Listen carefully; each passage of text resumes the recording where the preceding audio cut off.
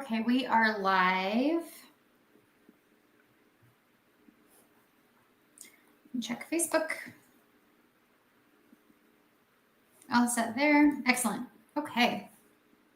Awesome. Well, we will go ahead and get started. Good morning, everybody. Thank you for joining us today. I am Jamie Chavez. I'm the president and CEO of the Westminster Chamber of Commerce. And every Wednesday, we bring to you a live broadcast featuring one of our newest chamber members to introduce them and give them a chance to talk about their business and tell you what they are up to in the community. So if you are new here, thank you so much for being here. We appreciate it. I encourage you to like our Facebook page and follow us, and that way you will receive notifications for when we go live with these types of things in the future. If you're watching on YouTube, you can hit subscribe, and then you can also explore our previous broadcasts there as well. We also offer broadcasts on Mondays, which are dedicated to city updates. We will feature city councilors, mayor pro tem, and other city officials. And those Monday broadcasts are your backstage pass to what's going on down at City Hall. So I hope that you will tune in for those as well. And then we also reserve specific Fridays of the month for county updates featuring commissioners from both Jefferson County and Adams County. So please stay tuned for those for broader county matters. And then as you watch this morning, we encourage you to engage with us. Drop any comments, ask any questions, or simply say hello in the comment section, and we will be sure to get to those during the interview. And now I'm gonna turn it over and begin the interview. I'll start by introducing Tim Lee with Movement Mastery Training. Thank you so much for being here this morning with us, Tim. How are you? Wonderful. Thanks for having me, Jamie. Yeah, of course. And good morning, Dave. Thanks for joining us. Some other people will pop on here in a minute, but we'll go ahead and get started. Tim, why don't we start with you just kind of telling us about Movement Mastery Training, how you got started, what you do, all that good stuff. Certainly. Yeah, so I'm the founder of Movement Mastery Training. I call it precision health optimization. Sometimes that's a little bit of a nebulous term. You know me better as a massage therapist than our networking group at BNI. So that is one of the components behind it. But when I say holistic health, it definitely encompasses a lot of different factors, and their body work is something that I do at various capacities. I call myself an integrated manual therapist because it's a little bit different depending on who you're talking to, what they think of when you say massage therapist.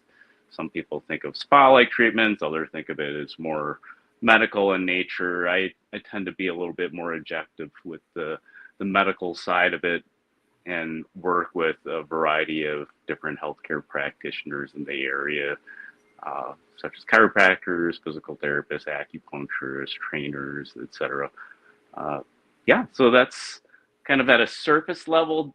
Diving in a couple layers deeper with your initial question is how I got into this. Part of it was discovering that moving well helped me process information better. It helped me function cognitively better. I have difficulty paying attention. I kind of joke nowadays about how bad my ADHD is. And this ended up being one of those things to where I knew that I could do and be able to improve the way I function as a whole. So I actually started off as a trainer about 14 years ago. I still do personal training where I weave in some of the manual therapy skills into that, but it gave me a chance to turn my life around. I mean, previously I was making a lot of poor decisions, coping skills, whatnot, just didn't really have a way to positively deal with life stressors, all these different triggers. I think when we're growing up, you kind of have expectations on what you're supposed to do academically, as a maturing adult, how we present ourselves in public and whatnot. And I felt like I had a little bit of identity crisis, and this gave me a way to express that in a meaningful manner.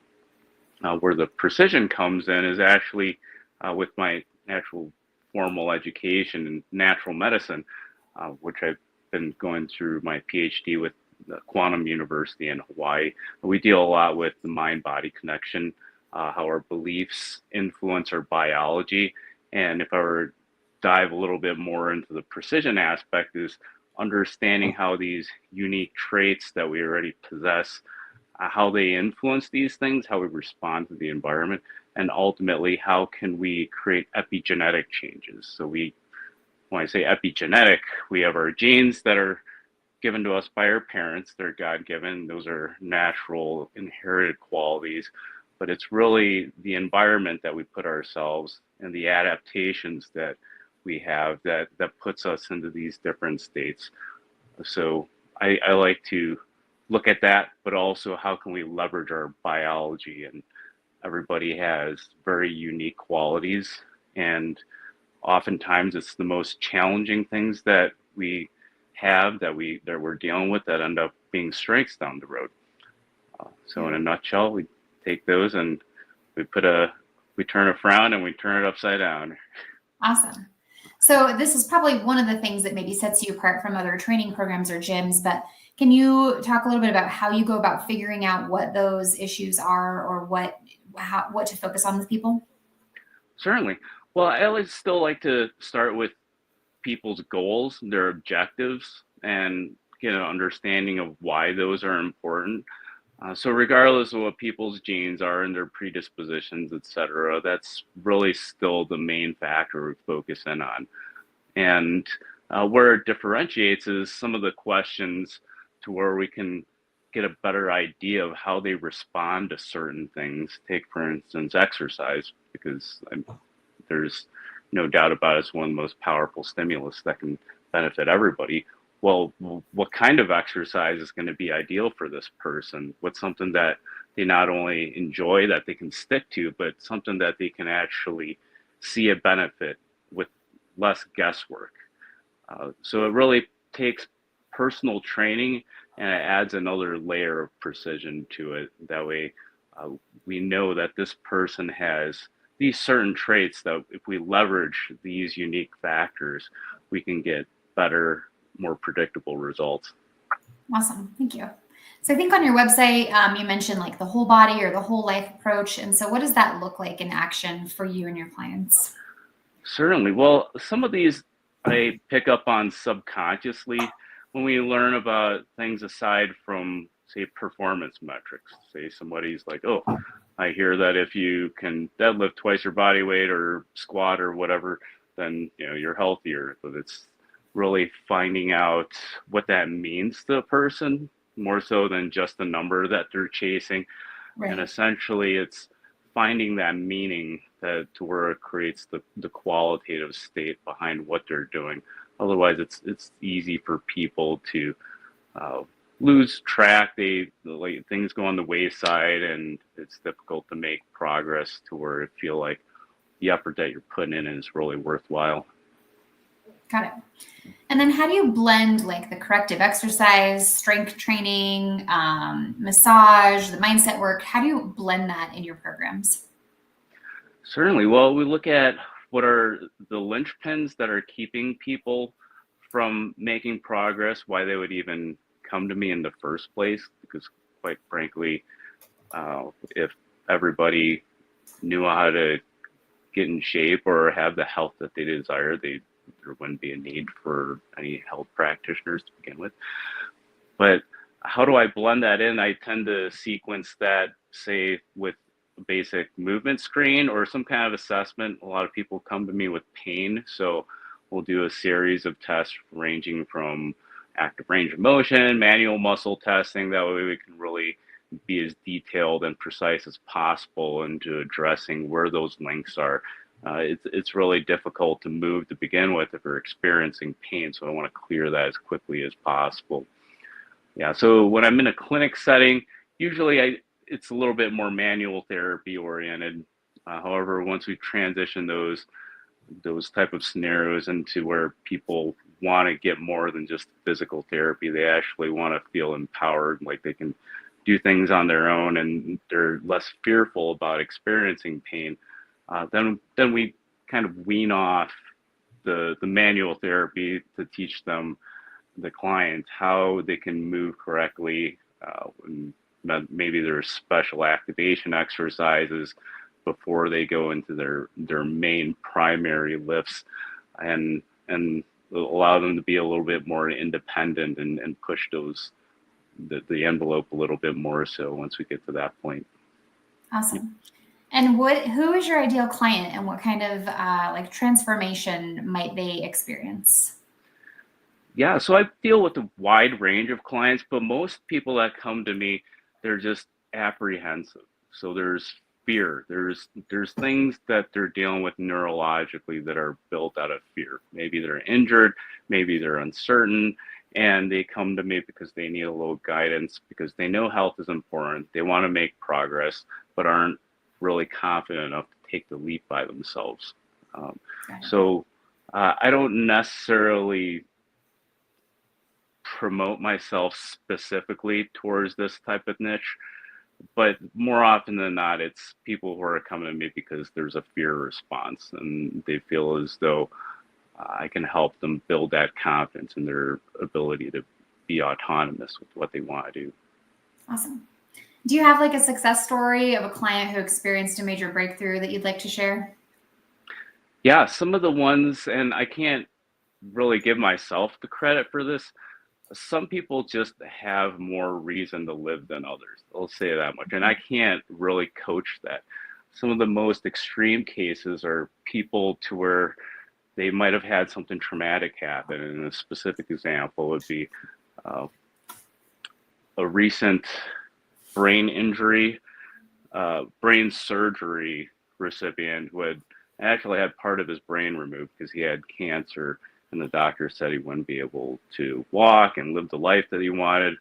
And most of it was due to lifestyle habits previously. So he was over 100 pounds overweight and came to me because he knew I had a little background in functional neurology and things dealing with the orthopedic and nervous system. And it definitely wasn't an overnight success, but over the course of the year, he was able to not only regain function of the entire side of his body to where he was partially paralyzed with, but he was able to deadlift twice his body weight. I mean, he lost over 100 pounds in a matter of a year. And a lot of the functions to where we take for granted, say just being able to grip something without shaking and dropping it, all of a sudden became re-strengthened again. He was able to create these neural pathways and behavior that really led to a new sense of identity, which at the core is what we look for when we're talking about transformation. And that was one of the most dramatic changes I've ever experienced that really couldn't have predicted at the forefront. Just going through the process of being like, hey, you need to stick to a program 3 times a week. And if you can't do that, do the best you can. And this person stuck with it. He knew his family was there, and that was the reason that he had for not only living, but wanting to make a change and be a better person. And he stuck to it. And yeah, I can't take credit for it. Some people just have the drive and the willingness to put in the work. Yeah. And that thing is so different for different people. Everybody makes their decisions, even their good ones, for different reasons. I'm always interested in what those are, but you're right. Everybody just kind of has different priorities. So yeah. What misconceptions do you think that people often have about like physical training or health that you work to correct? Certainly, I can't really say I correct them, but I need to make them aware of it if it's a self-limiting belief. I mean, nowadays, especially in the US, the food system, I'm not going to get into the whole healthcare system, but people feel disempowered, and really figuring out where the self-limiting belief is one of the first things we take into consideration of why health is important. I think most people don't really realize how important it is until they don't have it. We're so busy working, and which we don't want to stop working, but if we don't prioritize our health and our ability to do work optimally is compromised, our ability to provide for our families. So that would be one of the biggest things there, is addressing where the roadblock is, especially nowadays. Maybe we're just used to a certain behavior, we're comfortable with it, and it's not so much from the outward physical representation of what somebody should look like, but how they're able to show up on the daily basis. Are they resilient enough from some of these sicknesses that are going around? Are they physically capable to be independent, or if they have families they need to provide for? How do you show up daily and make health, fitness, what you're eating, what you're thinking, how you're interacting with people, something that really expresses that it's priority and we can make a difference together with? Yeah, as far as like consistency goes, how do you help your clients stay motivated and committed? How do you help build that like habit into their life? Yeah, everybody has different drivers, and really diving into what those key drivers are. Uh, for me, I just know that if I'm not exercising consistently and eating properly, then I can't show up to the things that matter most. Whether it's being able to take care of my wife, whether it's being able to go see my mom, those things fall on the wayside if I can't perform these basic tasks throughout the day. And in order to be consistent, um, I don't want to make it over monetary, but honestly, a lot of people don't they don't prioritize unless they're paying. So like Right. it's part of the accountability process. If you're paying somebody to show up 3 times a week and they're invested in you, you're invested in them. Uh, it's less about the nuts and bolts of what exercises that they're doing, what they're eating. I mean, those are important, but it's just being able to show up and have that integrity and the follow through the accountability. Yeah, definitely. Um, what is like one piece? So a lot of people, especially business owners and people working for businesses, we sit a lot all day. We're always on the go and not taking care of ourselves because of that.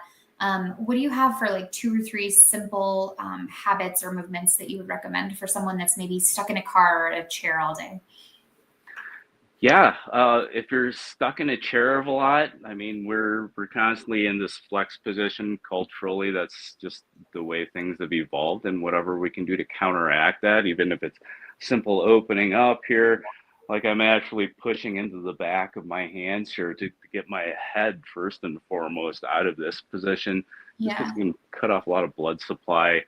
We're looking at from a top-down approach and start from the head, how that affects the brain, and then if we're working our way down towards the hips, I'm actually sitting on a physio ball here, so this is, yeah, it's not super high tech, but because I have difficulty sitting still comfortably, it just allows my pelvis to move a little bit and yeah. have a little bit of core engagement while we're seating, having a conversation.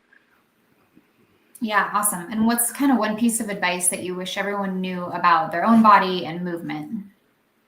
Certainly, it's being aware of what we're doing. A lot of things are on autopilot, especially with screen time use constantly increasing. It's really being aware of where uh, we might be compromising some of the integrity of our structure and how that affects different parts of how we can function throughout the day energetically as well too.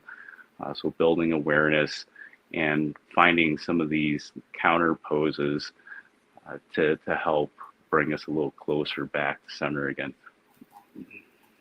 Awesome. So how has movement mastery training evolved over the last year? Have you changed kind of your business if you have? And then what's next for you? Certainly, it's at the point to where I really wanted to be less me, more we, and having growing a team, even having people in the community like yourself. Like we don't have a whole lot of conversations on a day-to-day basis, but it absolutely gives me different ways of thinking about how to reach more people, how to help more people in the community, and how to develop really a collaborative effort to do that. Whether it's partnering with other trainers, practitioners, or even people who aren't necessarily in a similar field, of building those relationships and connections. I'd say that's the key driver, is the connections, not only within ourselves, but within the people we're interacting with and to a greater purpose. Awesome. Dave says, don't you roll off the ball seat if you try to use it on your computer. I think I'd end up on the floor. Gonna take some coordination, Dave. They actually do make the one I have has a ring that I can put underneath it that keeps it from rolling away. I choose not to do it because I'm a wiggly guy that doesn't like to stay still. They used to punish me as a kid for that. So I think I got in trouble for that too. I'm dealing with a trauma right now as we speak. There's so much information in the world, I think, about health and fitness. And what's one myth that if you could debunk it for everybody right now, what would it be? Which one? One myth. Gosh, there's so many that I really can't narrow it down. And we really don't know the answers to everything, really. So I wouldn't say it's so much of one myth, but really. Excuse me. It's okay. Okay. I'd give you a pat on the back here right now if I could. But I would just say to challenge what you think you know, because our beliefs, again, as I mentioned before, they can alter our biology. It's a little bit of a placebo there, but even what we know right now about a certain thing. So say one exercise is absolutely the best for everybody. Yeah, I think you and I both know the answer for that. If I have somebody who can't sit and stand normally, trying to load them with a back squat probably isn't the best idea. But you have somebody who has the ability to do that. They have the mobility and the stability, and it's a fantastic thing. But yeah, just to recap what you asked me before is to question everything you know, because things could change as we continue to learn more. Yeah, I think especially in health and fitness, I know it's a completely different world than it was. Excuse me, I'm still choking over here. Back when I was certainly in high school and college, everything now is different. So how do you stay on the cutting edge of your field? How do you keep up with all of the latest information? Well, I'm a complete dork when it comes to analyzing research. I probably spend more time than is probably necessary, but I like to be well informed. And granted, research is always put in these little scenarios to where it doesn't always affect the general population as a whole. But some of the things that I really like to dive into are these small details, like is a different setup with a particular exercise going to be safer and yield a better result, and what kind of populations is the best fit for. So it's a little bit of splitting hairs, but most of the time general common sense can get you quite far, and some of these things are just the icing on the top there. Awesome. Do you use any technologies or apps or tools to track your client progress, or how do you kind of stay in touch with your clients in that way? Certainly. Honestly, sometimes the old-fashioned way works best, but in order to leverage time efficiently, I mean, you and I probably encounter all the things that AI is capable of doing. So how do we leverage that without losing that personal touch is something I'm always looking into. I have various software programs and apps that can help personalize an experience based on a variety of data points, which can help to their unique personalization probably even faster than I can write something down personally at this point. And it doesn't take away from the personal interaction, but it can certainly solve a lot of things on the back end when it comes to, say, a person's optimal time to exercise. There's chronobiology with each of us. There's certain times a day that where a person might have more energy or be more productive or more creative. And these are things that AI can help us find once we have the right data in place. So yeah, nowadays everything's about biofeedback, your phone, your watch. We know different rhythms, how we can monitor stress in order to perhaps give a little bit of a prompt to be like, hey, this is a good time to do some breathing or some mindfulness, some stretching, whatever it is that might be accessible for that person.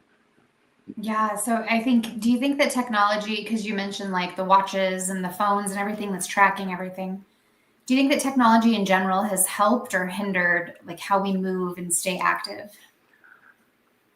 Honestly, there's two sides to the same coin. On one end, I don't like to be too obsessed with it, because if you can just be aware of how you're breathing, that's probably the most intuitive biofeedback that you can have. I mean, I can go like this and I can test my pulse, and if I exhale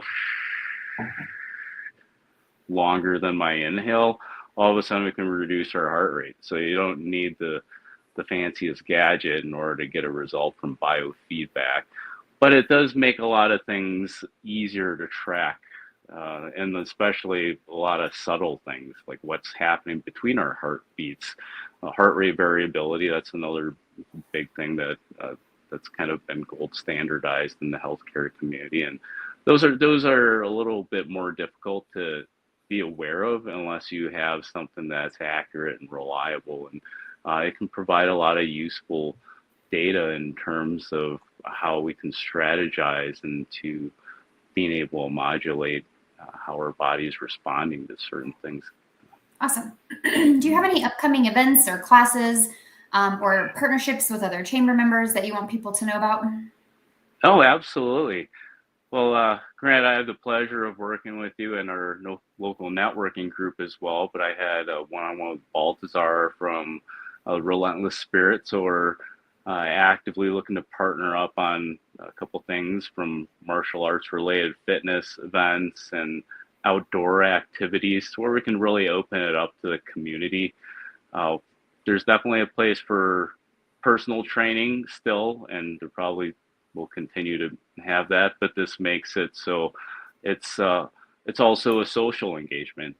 Some people, they physically have issues because they're lacking the relationships in their life that are helping to be that accountability. So with Baltazar and also Cami from Wild Beautiful Transformations, they're in my immediate circle. Dr. Virgil from North Star, who's off on his honeymoon, so I'm trying not to bug him too much. But yeah, there's definitely a lot of opportunities and things going into the summer, especially here in Colorado. We have such a gift with the natural surrounding, and as somebody who studies natural medicine, there's no better way to get in touch with your higher self than to get out in nature and just be able to enjoy that in a variety of capacities. So there's classes, we're doing workshops, retreats, those are all in the works. Cool. Awesome. Yeah, I totally agree. We live in the best state for it too, I think. Mm-hmm. So if someone's interested in working with you, what's the best way for them to reach out and get started? Yeah, you can shoot me an email. It's tim@movementmasterytraining.com. We can have a simple conversation, and if there's something more specific that they're looking at, if they're dealing with pain that they're trying to get out, if they're trying to prepare for an event or just get in shape, or just to connect. I like to be able to just be there for people. It's not always about closing a sale. It's really about building those relationships, creating trust, and then finding out how we can be of support to each other. So yeah, I have movementmasterytraining.com is my website. It's currently under construction, but it has some basic information, and then you can always email me and we can go from there. Awesome. Sounds good. Well, I put both of those in the chat so people will have those as they rewatch this later to be able to reach out to you. Is there anything else that you'd like to mention about your business or that we maybe didn't talk about today? I'd say just looking for other people to partner with. Like I said, it's less about me, more about we. If there's ways that we can possibly connect and be able to leverage each other's strengths and learn about each other's passions, I am all open for that, and definitely appreciate the ability to be on this channel in order to get the word out. Yeah. Well, thanks for coming on today. Thanks for everybody that joined us. All of Tim's contact information is in the chat. And so feel free to reach out to him and build those partnerships. And we will get off, and everybody have a good rest of your day. Wonderful.